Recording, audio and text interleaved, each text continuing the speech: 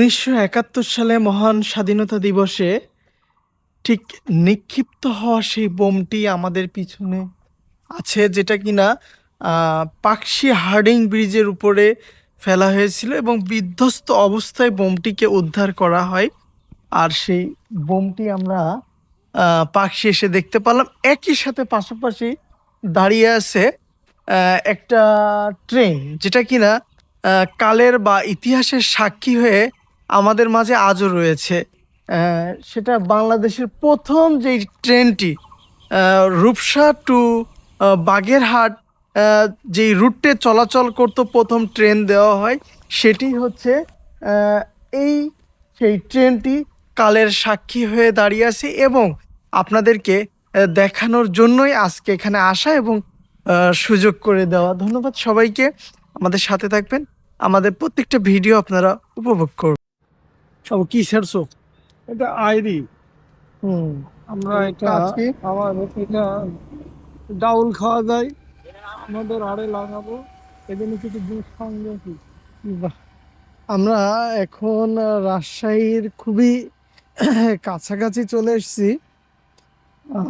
এখন অনেক পথ আমাদেরকে পাড়ি দিতে হবে। তার মাঝে ঠিক এই রোডটা আমরা বাঘা পার হয়ে আসলাম, বাঘা বিনোদপুর অনেক জায়গায় পার হয়ে এখন ফাঁকা রাস্তার মাঝখানে একটুখানি ব্রেক দিলাম। এই হলো আমার গাড়ি, বর্তমান কন্ডিশন খুবই ভালো, সার্ভিসও দিচ্ছে আলহামদুলিল্লাহ, কোনো সমস্যা নেই।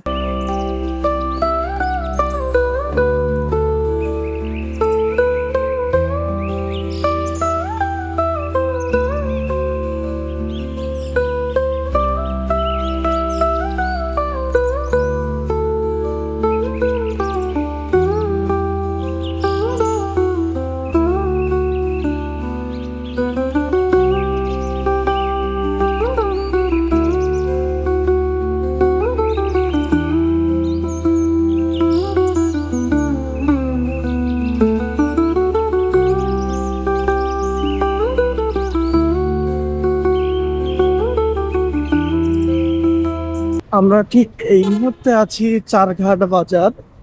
আর এই চারঘাটের রোডের কাজ চলছে, যার কারণে একটুখানি জাস্ট বাজারগুলোতে যেমন বাঘা একটু খারাপ আছে, চারঘাট একটু খারাপ আছে।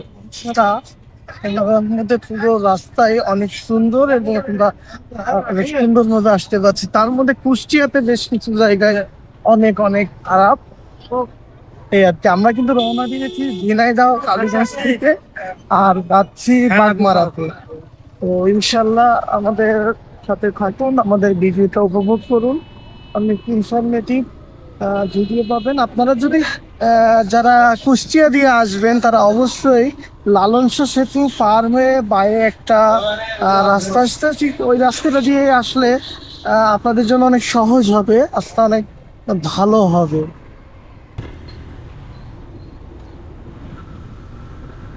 এখানে যদি একটু রান্নার পজিশনটা দেখেন,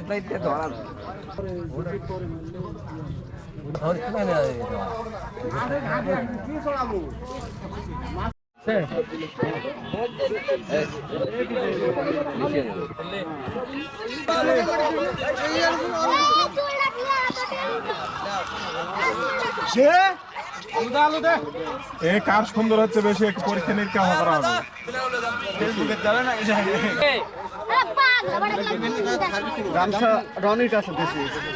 আলু আর আছে কেন ওদিকে?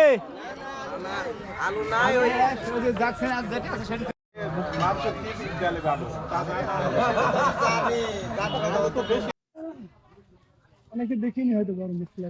এটা হচ্ছে গরম মশলা বা যেই ছালটা ব্যবহার করি আমরা, ঠিক সেই ছালটাই কাটতেছে গাছ থেকে। আর কাটার নিয়মটা দেখুন, এইভাবেই তরকারিতে রান্না হয় এই ছালটা। এবং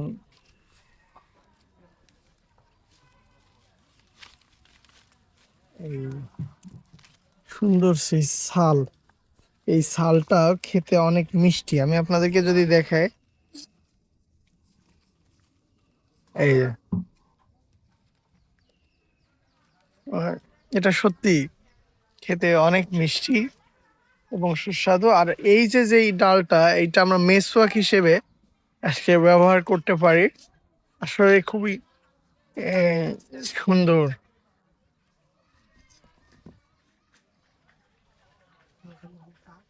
আসলে এখানে এসে আর একটা ব্যতিক্রম একটা জিনিস দেখলাম, একদম সব রশিগুলো উপর থেকে ঠিক এভাবেই ঝুলে আছে।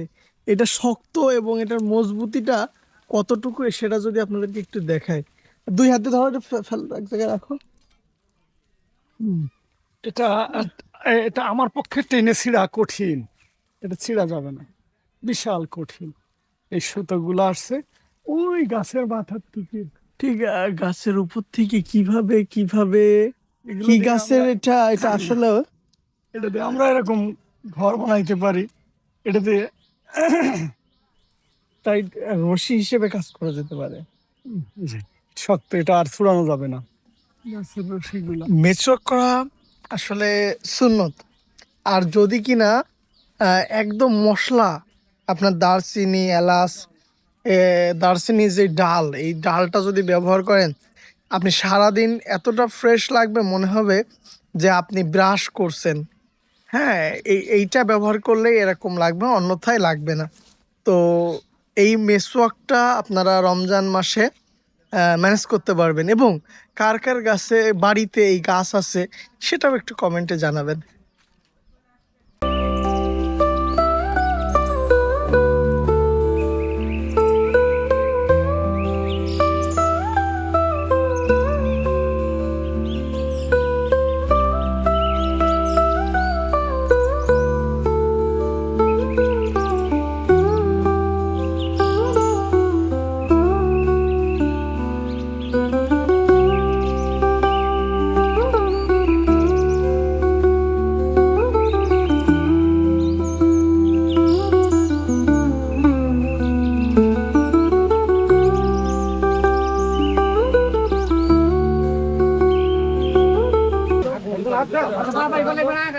আস্তে আস্তে আস্তে কাজ করো আর কাজ করো।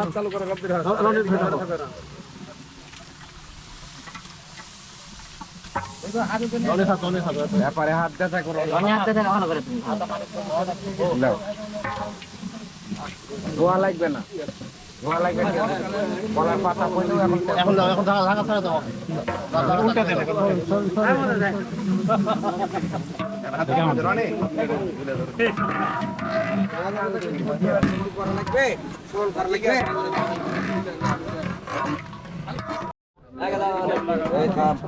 পরিষ্কার করতে লাগে আমার ছবি। পরিষ্কার ছবি তুলে না।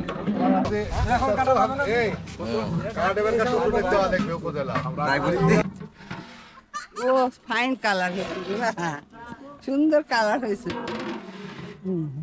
সুন্দর হয়েছে। কালার সুন্দর হয়েছে, মনে হয় আর কালার খুবই সুন্দর হয়েছে।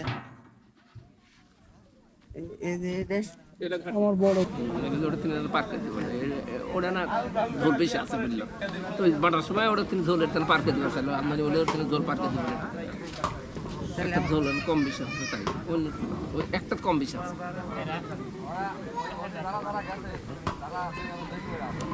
যদি ইয়ে করে ইয়ে হয় ভালো হবে না, পানির মতো হলে ভালো হবে। না না কে রে তুই দাঁত দেখো,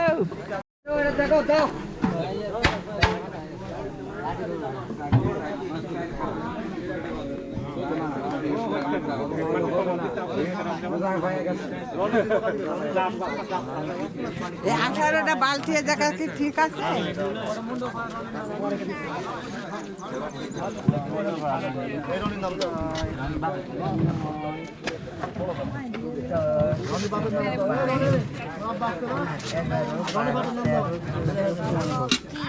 এই ডাউটা কিন্তু মাংস তরকারি হবে না। বাবার নাম কি? এটা বড় ডাবু। এগুলেন দিয়ে। এখানে দিলে 10 মিনিট লাগে। মানে গরম তরকারি। মাংস না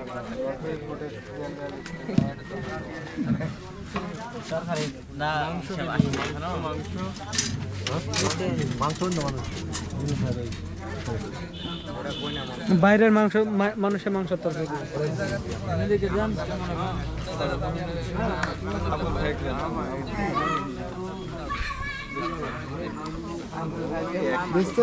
ছিল কি অবস্থায় আছে এ যে আমার বিয়াই আসসালামু আলাইকুম। ভালো আছেন? ভালো আছেন না? আমার ছোট ভাই কষ্ট পাড়া বাড়ি? ও, ঠিক আছে। আমার চাচা তো ভাই হয় আপনারা এসেছেন, খুব খুশি হয়েছি। আমার দুলা ভাইয়ের জন্য দোয়া করবেন, দোয়া করবেন সবাই।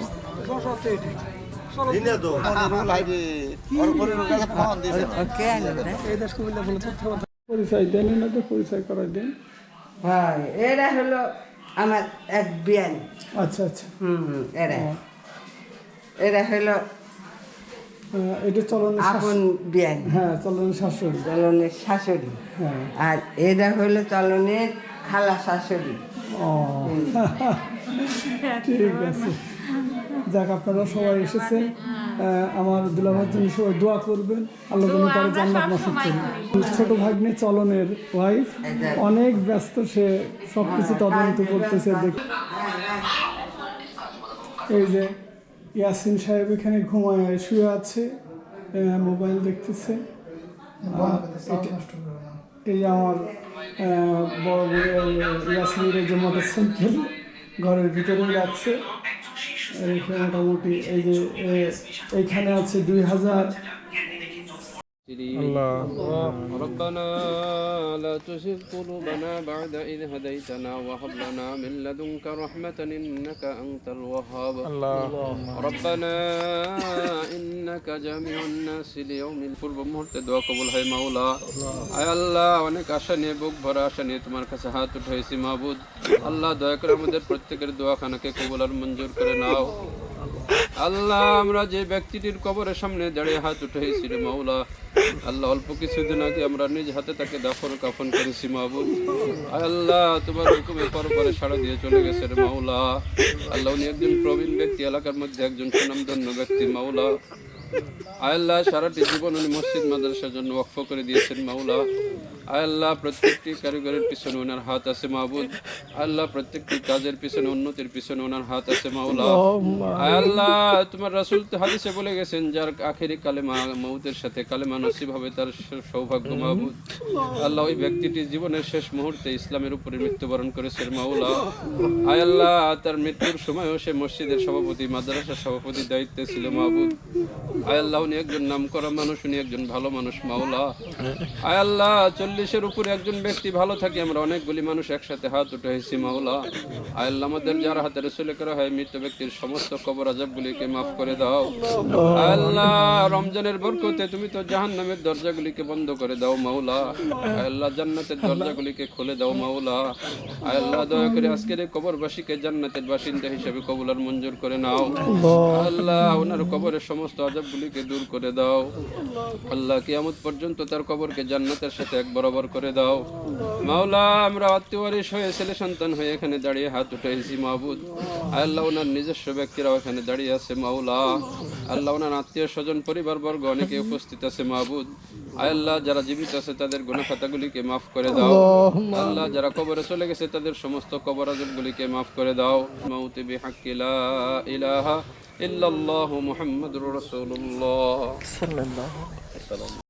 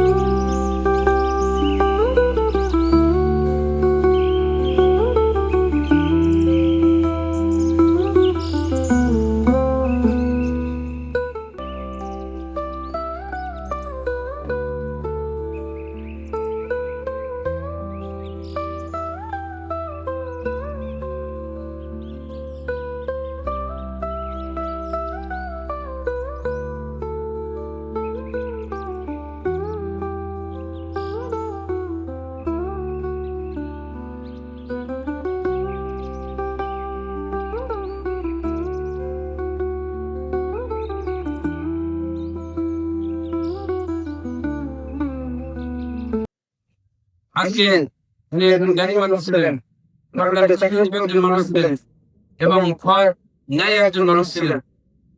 এই কাজটি উনি সম্পন্ন করেছেন। ঈদগাহ পিছনে অনেক শ্রম দিয়েছেন, মাদ্রাসার পিছনে অনেক শ্রম দিয়েছেন, মসজিদের পিছনে অনেক শ্রম দিয়েছেন। ওনার শ্রমের বিনিময়ে প্রতিষ্ঠানগুলো আজকে দাঁড়িয়ে আছে। তাহলে উনি ইন্তকাল করছেন কবরে, কিন্তু যে মানুষগুলি মসজিদে নামাজ পড়তেছেন, নামাজের তাদের যে টাইমসের ব্যবস্থা করে দিয়েছেন, আলোর ব্যবস্থা করে দিয়েছেন, সুন্দরভাবে সেজদা দেওয়ার মতো পরিবেশ করে দিয়েছেন, এই সওয়াব করে উনি কবর পেতে থাকবেন। আমরা এই যে কাজী হাফেজিয়া মাদ্রাসা উনি প্রতিষ্ঠা করে গেছেন, ছোট রমজানকে সভাপতি ছিলেন, মৃত্যু পর্যন্ত উনি সভাপতি ছিলেন। এই কাজগুলো উনি অনেক কষ্টের সাথে করেছেন। নিরামিষ আছে, একটা হাত চাট করবেন। আলহামদুলিল্লাহ, আমরা যারা বসে আছি, খাবার যারা বসছি, এর মধ্যে